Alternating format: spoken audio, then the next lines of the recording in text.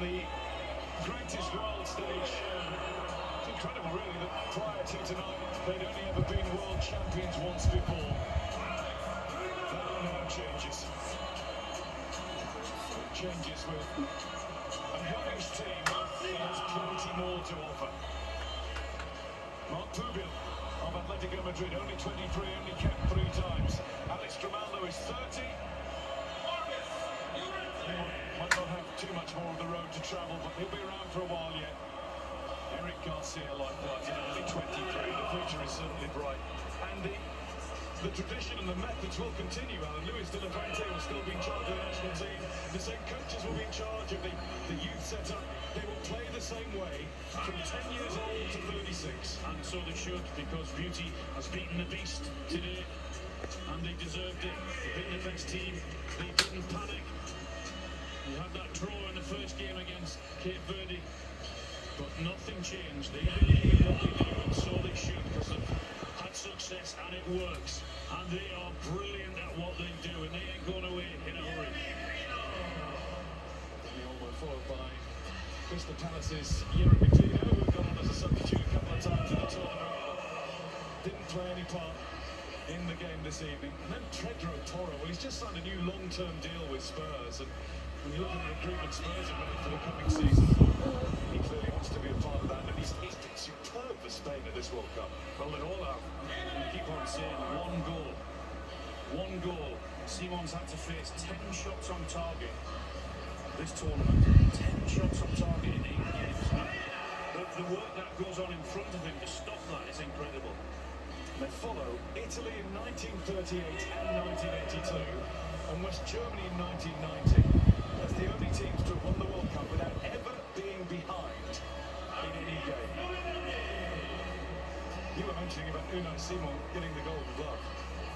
Well, the stats don't lie, but then he's not had enough to 10 shots on target, but I think that is how brilliant they are as a team, how they work as a team. We've all praised their passing, how they keep the ball and make it very difficult for the opposition.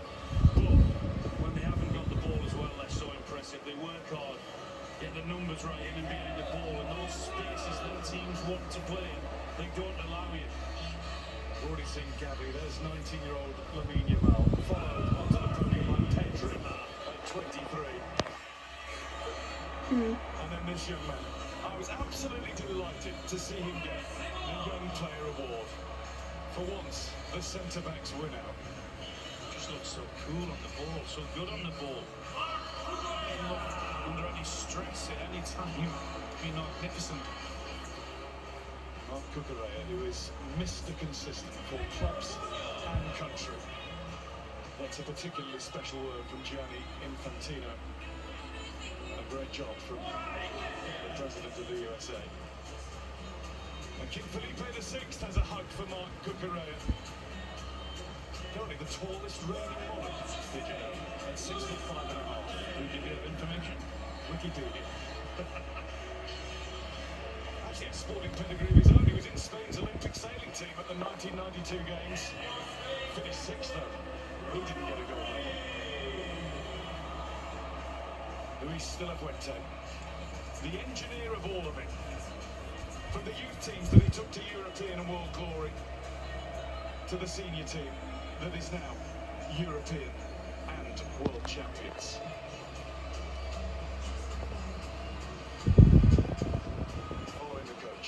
The player of the tournament, the Golden Ball winner. 2 years ago, the Ballon d'Or winner, Rodri, will come and get his medal. Players at this tournament, wouldn't you know it, being the USA, are also going to get special Super Bowl-style rings.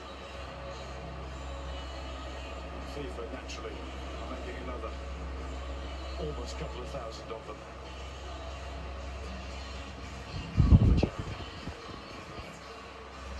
A hug for Rodri from the King. And from all the Spanish dignitaries, and he will have the task of lifting the World Cup trophy. The class of 2010 have been here to watch the next generation lift Spain to world football glory. They've been gazed upon by Xavi, Iniesta, Ramos, Casillas, Puyol and all. But now it's the turn of the next all-talented Spain team. Rodri must feel like the king of the world right now. The president's not going to leave the scene lightly. A little like Chelsea at the Club World Cup final last year. He's going to stay on the end. And Gianni's never far away. And now it is the moment that the whole of Spain is watching. Spain in 2026 are, for the second time in their history, champions of the world.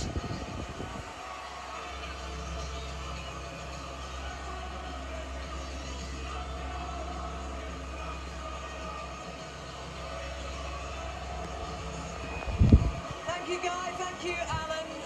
Incredible scenes. Never get boring, do they, these scenes, Wayne?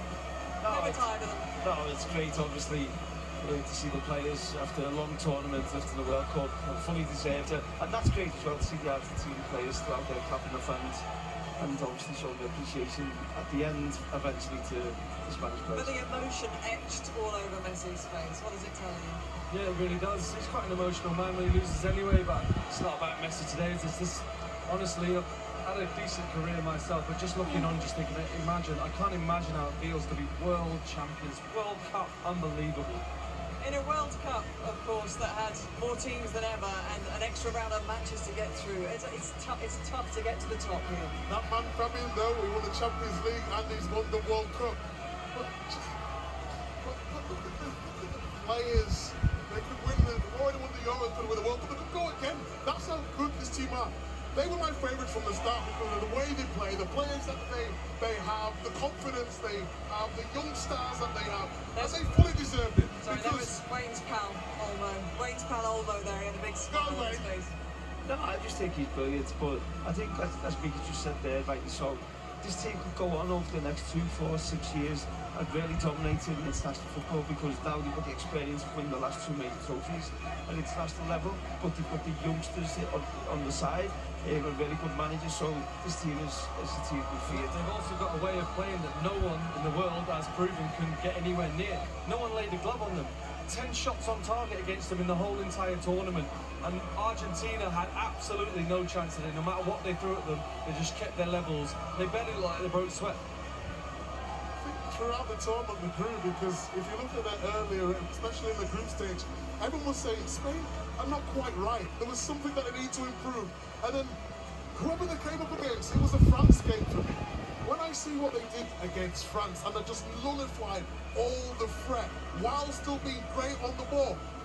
This is a team that drew 0-0 with Cape Verde and they're just absolutely blowing teams away with their possession. Nobody could get anywhere near them on the ball and they fully deserve it. They threw a few people off guard, didn't they, that game? It kind of gave people a sense, oh, is this Spain team the real? Are they going to, actually what they found was that Cape Verde had different plans at this World Cup and wanted to ruffle a few feathers, but it's about pacing yourself through a tournament. It is, and they stay calm, and we spoke to Aspilicueta after that game, and he said, no, there's no panic, this team, we know what they are, we know what the goals are, what they set out to achieve. And I feel like in England we would have made a big thing and this is such a bad result, but there was no panic. I thought you would make it against France, Spain were excellent, but I think the game for me before that was against Austria where they absolutely dominated, they didn't give Austria a kick of the game, of the ball, and then he just grew and grew into the tournament, and then we saw the world champions. The King of Spain joining in with the celebrations there. Donald Trump has finally moved off the stage. He did get himself into the shot, not quite as prominent as the Club World Cup last No, night. he got shifted because it's all about that team there. Look at Ferran Torres. Imagine having that. Imagine being the guy that scored the winning World Cup goal for your country. Javier Bardem has been at so many matches, hasn't he, watching Spain through this World Cup, so he gets another moment in the sun. He's enjoying this. And Lamine Yamal and Nico Williams.